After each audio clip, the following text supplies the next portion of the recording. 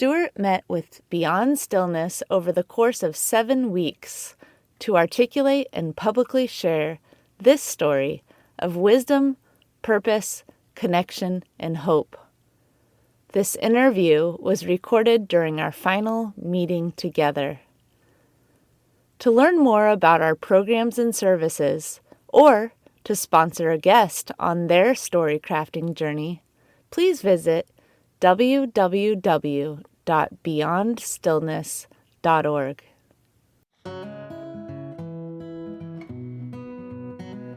This week on Beyond Stillness, Stories After Stroke, we welcome guest Stuart Abramson, a nephrologist, cyclist, father, and husband who lives in Indianapolis, Indiana. Stuart survived 2 traumatic brain injuries, TBIs, that have forced him to reroute all areas of his life. In this episode, Stuart shares ways he learned to adapt to the brain's disconnect while reconnecting with others more deeply. His story is entitled, Finding My True North. Thank you for joining us for part 2, Stuart Abramson's interview. Beyond Stillness, Stories After Stroke is made possible by our guests and tax-deductible donations from friends and listeners like you. Join us in empowering stroke survivors with stories of wisdom, purpose, connection, and hope at www.beyondstillness.org. Hello and welcome to Beyond Stillness, Stories After Stroke. Stroke offers a powerful, life-changing shift in perspective. Each colorful memory creates a parable for life's greater teachings, a compass for journeys ahead, and inspired wisdom for unique growth.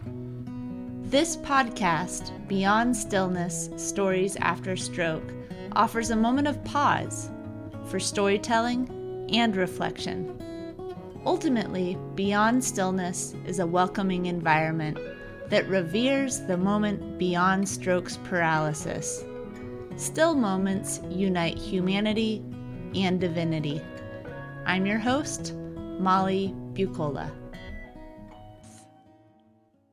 As we begin today, we'll take a moment of pause. A moment to ground ourselves in this time, in this space. Maybe paying attention to our breath, elongating the inhales and exhales. Today, Stuart talks about connection, reconnecting the pathways in our brains, and reconnecting with each other. So in this moment, we offer gratitude. Maybe think of one way your brain has reconnected. Why are you thankful for that reconnection? And now we think about one way we have reconnected with others. Maybe one individual person or a community of people. Call to mind that person or that community and think of one reason you are grateful for them. And with an inhale, offer that gratitude and exhale it all out. Stuart, at the beginning of your story, you offer an anecdote about calling your wife Louise, a different name. You called her Cindy. You also said that you still laugh about that today. And laughter is a really healthy release valve in tense moments. What other tools do you use to navigate tense situations? I think the most important thing for me is to just accept that I am who I am now that I've had the injury. And a lot of times the tense situation is because I'm trying to hide my new me. And if I accept it, I can kind of relax. And then my feeling of failing in this situation gets better. Huh. So the trying to hide who I am is one of the things that really gets me tense. So when I accept it, then I feel like the people around me are accepting it, and it brings me down a couple of levels so that I'm more relaxed. Getting outside is also really helpful. Some of the getting outside is just taking my mind away from the things that bother me. Mm. I can just think about what a beautiful day it is, or when will the rain stop, and not focus on, wow, I really didn't know who that person was back there who said hello to me. It really helps me reset. Some of the going outside is just activity. I can just walk, and that, again, focusing on the walking or hiking really makes it easy to reset. Huh. Movement. And you're a cyclist, so you're a kinesthetic person. So it makes sense that that would help you reset also. And I like what you said about acceptance. I think that that goes beyond stroke survivors and TBI survivors. Acceptance. If we accept who we are and where we're at in this moment, our strengths and our weaknesses, we're more at ease to be ourselves. The hardest point in my recovery was realizing that I was not going to get back to where I was before the injury. But also, because it was so hard to recognize that, it kind of forced me into the next phase, which was, okay, it's not going to happen. I'm all right with that. I can move on. It really isn't the end of me. It's just a big step forward. Hmm. That's a difficult process going from where you are and fighting it to acceptance. How did you get from where you are, fighting that you might not get back to where you were before the brain injuries, to accepting? Well, I think it took about a year, um, plus or minus, depending on what I accepted. The laugh really helped. So when I couldn't remember someone's name, or I messed up some situation, laughing about it made it easier to accept that this was happening, Hmm. because it was now kind of funny, and that kind of makes it all right. Certainly my kids, who laughed a lot about me as I did that sort of mistakes, they clearly still loved me, and I could go on with these difficulties and still be loved. Hmm. Kids are loving teachers, huh? They are. It sounds like you've tried many tactics to improve your memory and your problem solving skills. Can you describe some ways that you've practiced to regain these abilities? The phone is really important. It has so many apps and so many ways that it helps with the map and taking notes and that sort of stuff. It brings up a funny part, when I was in the hospital and I'm trying to figure out how to control my seizures. They took me off all my seizure medicine, so I had a pretty significant seizure. And as I come back from the seizures, I have a lot of trouble naming things. So they put a phone in front of me and asked me what it was. I said, after a little while, map. And they said, no. And I said, um, now I can't remember what else I said. Notepad. Um, You're naming what it does. yes. So yeah, I started naming all the things it did. And finally I got to iPhone. And of course, the person who was asking me got very upset because it wasn't an iPhone, it was an Android. So then, instead of getting really upset about the fact that I couldn't name an iPhone, we could laugh at the fact that she got upset that I gave it the wrong name. I kind of still think about that and laugh that I could come up with four names for my phone, and I knew what it was, and I started describing it, but the name was lost for a little while.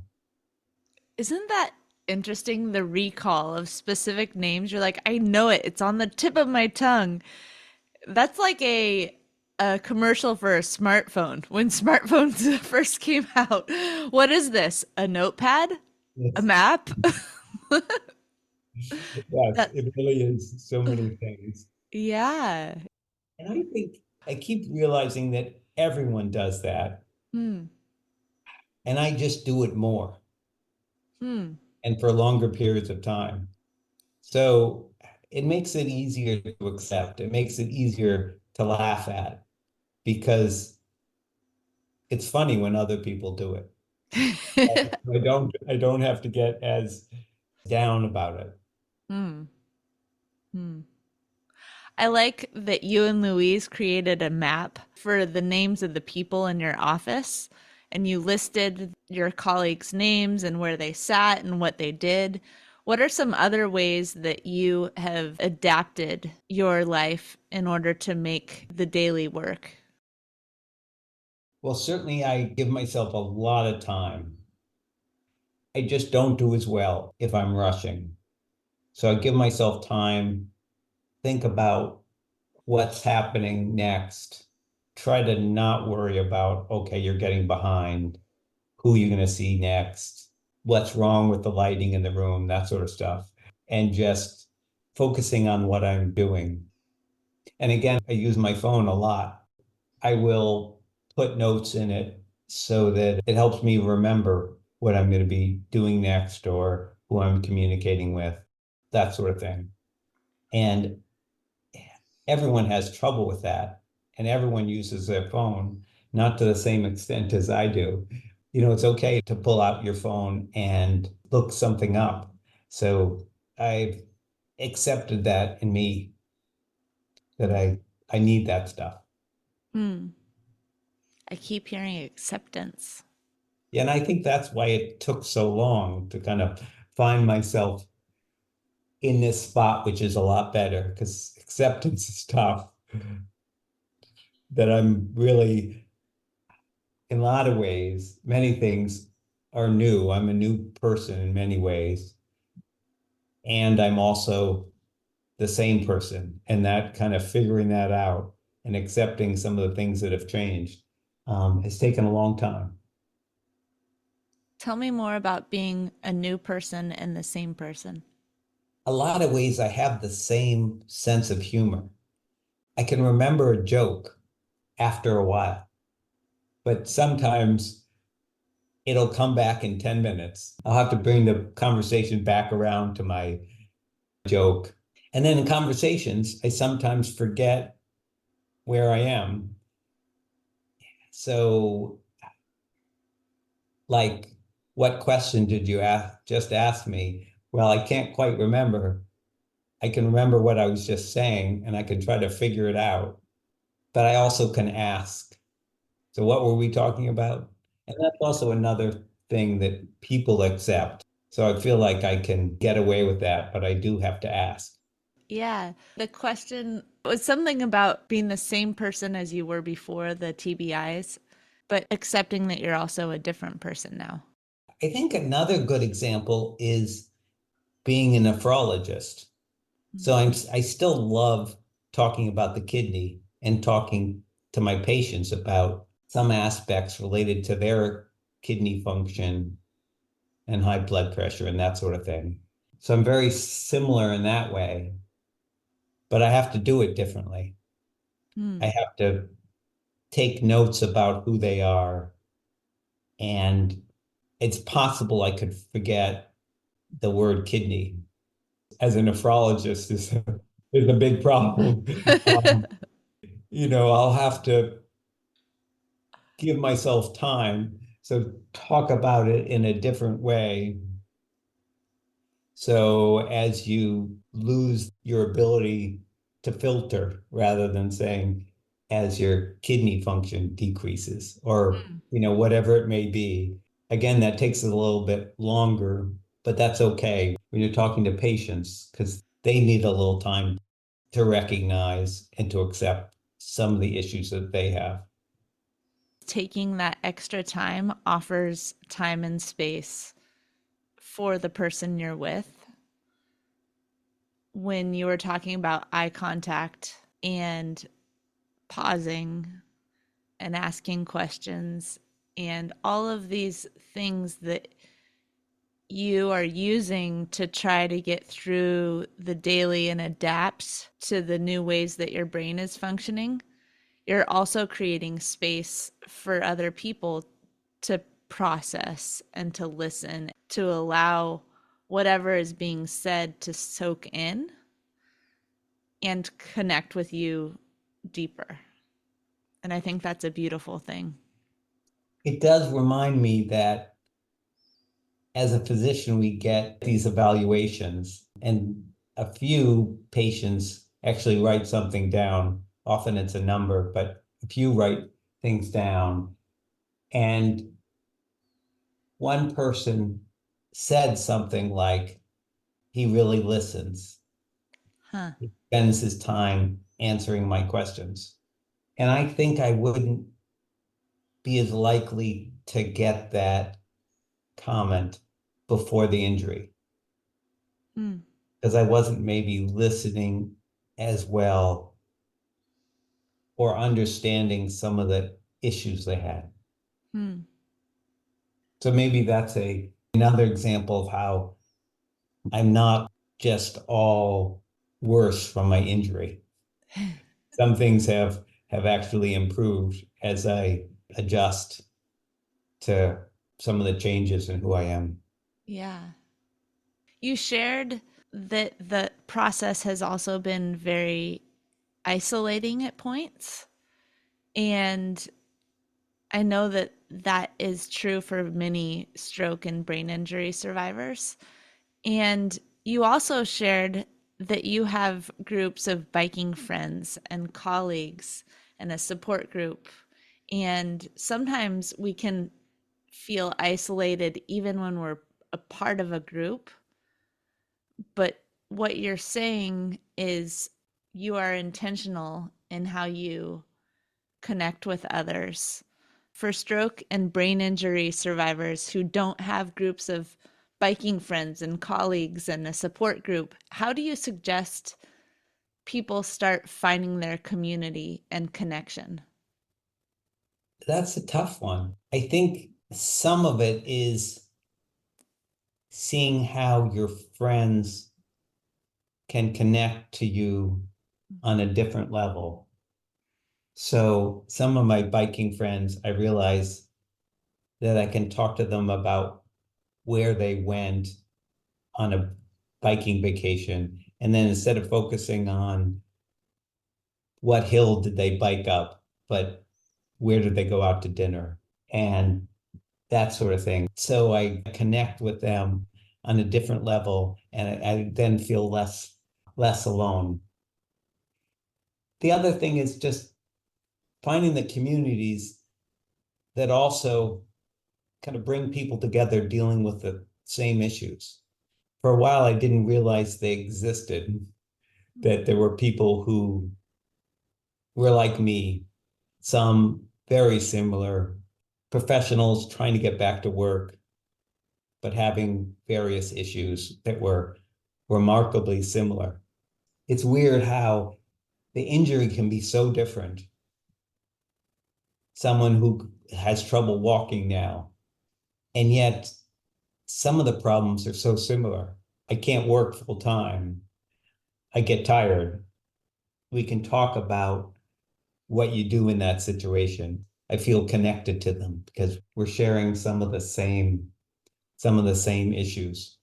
Yeah. For whatever reason, we end up with the same sort of problems. Huh. Can you tell me about the Bridging the Gap group? It's a group that brings together people that are dealing with brain injury. And I guess it's been going on for a long time. I've been part of it for about 2 years. And there have generally been two leaders, and they help decide what we're talking about. I realized I really want to contribute to the community, and maybe by helping lead bridging the gap would help me feel more like I was contributing. So I feel one of my things that I have a real expertise on is some of the things we deal with and bringing that up as a topic, and then allowing other people to talk about their issue related to the topic and some of the solutions they found. And we can share some of those solutions. And other people have said, oh, that's a great idea. Let me try that. So you really feel like it's a great group for everyone. And I also feel like I'm contributing. Hmm. This is something I wouldn't have done before the injuries. And now I'm much better at contributing because I've gone through and are going through these issues. Hmm. You contribute in a lot of different ways. I know that you're involved in a few different groups.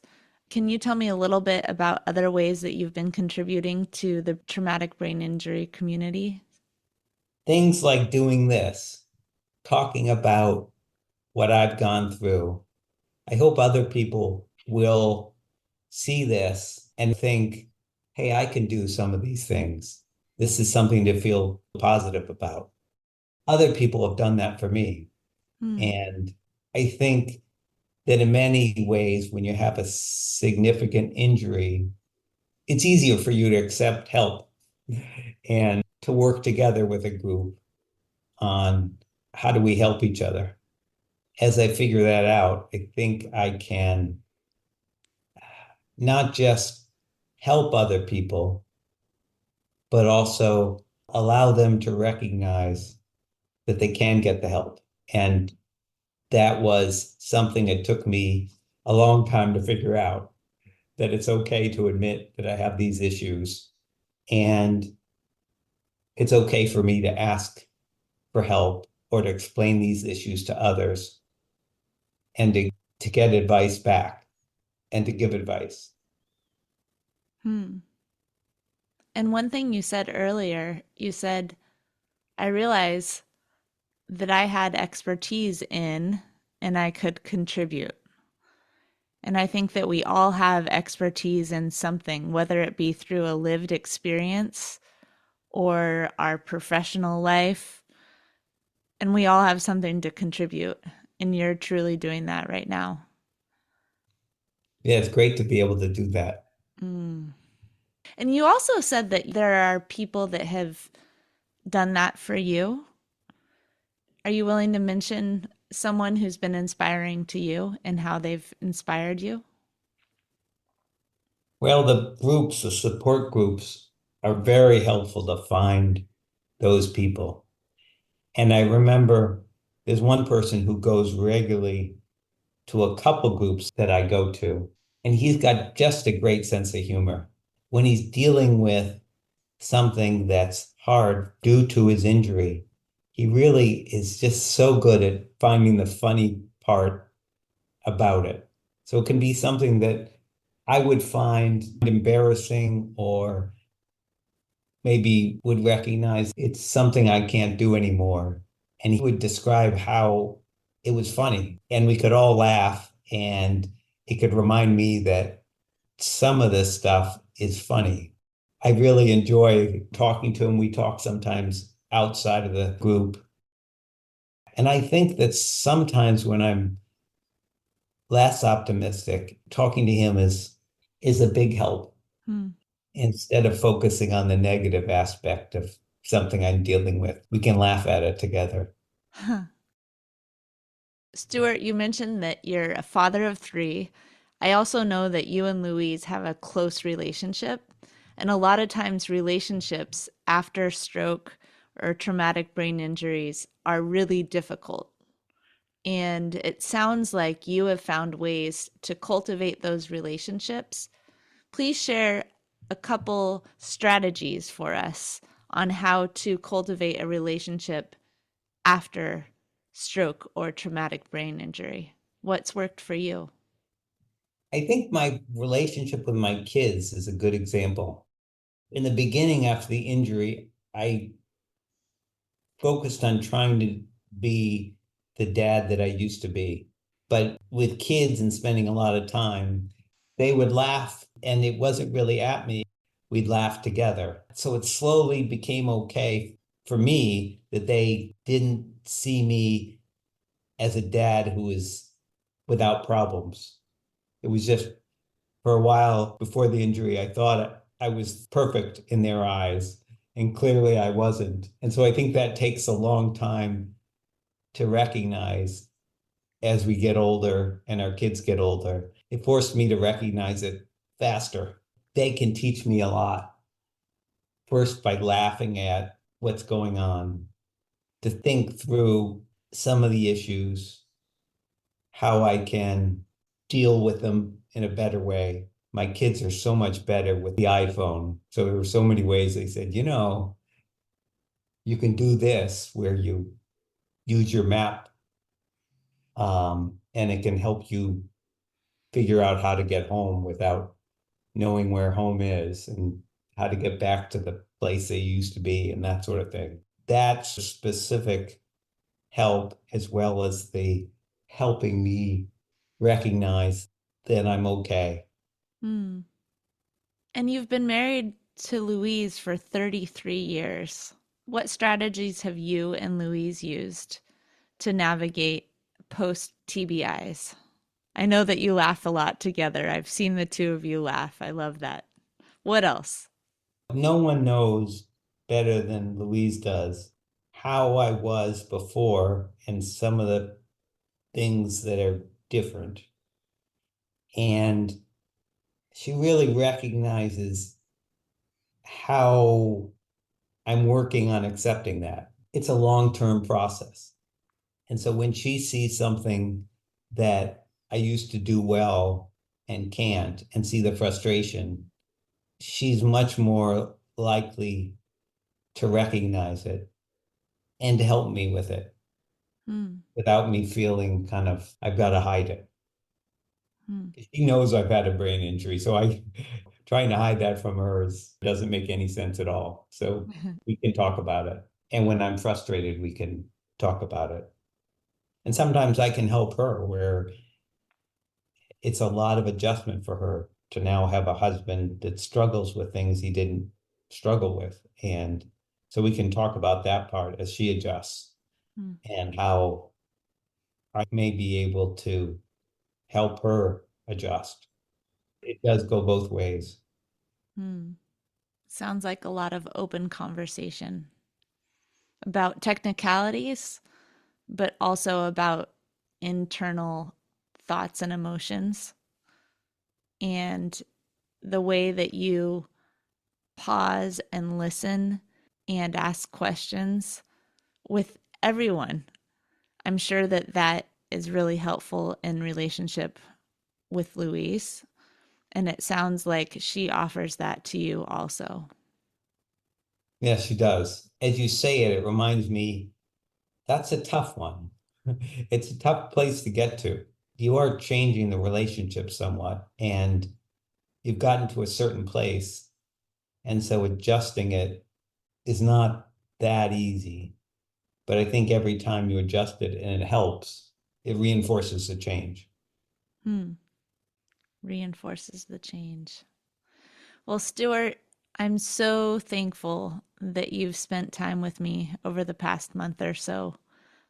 I'm thankful for our conversations. I'm thankful for the way that you think so deeply. You are humble, you are present, you are brilliant, you're humorous. There's so much that you've offered me in our conversations together. And thank you for sharing with other stroke survivors and TBI survivors. You are definitely a gift. Well, thank you. I get a lot out of these conversations as well. You ask some important questions, and as I figure out answers, it helps me figure out where I'm going next. Gives me things to be proud of, but also things to work on. Hmm. So thank you. It's been a good experience. Thank you. We'll close with a moment of pause. Calling to mind the words that Stuart has shared, thinking about ways that we have learned to navigate, to find our own true north. Think about the moments that felt disorienting, discombobulating, and ways we got through. Think about those moments that we rerouted. Think about one thing that you can offer this world. One experience that you, too, could turn into a gift. Today, we offer thanks for the moments of pause, the moments of connection, the moments of rerouting and growth. Beyond Stillness, Stories After Stroke is made possible by our guests and tax-deductible donations from friends and listeners like you. Join us in empowering stroke survivors with stories of wisdom, purpose, connection, and hope at www.beyondstillness.org. Another way to support is to like, share, or subscribe to our weekly show. Thank you for devoting time and space to listen to Part 2, Stuart Abramson's interview. For the full story, please listen to Part 1, Stuart Abramson's story. Each colorful memory creates a parable for life's greater teachings, a compass for journeys ahead, and inspired wisdom for unique growth. In this episode of Beyond Stillness, Stories After Stroke, we heard from guest Stuart Abramson, who suffered 2 traumatic brain injuries. Stuart shared stories about his challenges of mental and social disconnect, while also sharing ways he's learned to adapt and connect with others more deeply. Stuart's story is entitled Finding My True North. Thanks for listening, and remember, as part of the stroke and traumatic brain injury community, you are more than supportive. You are inspirational. If you found value in today's episode, please like, share, subscribe, or leave a review so others can find these inspiring stories too.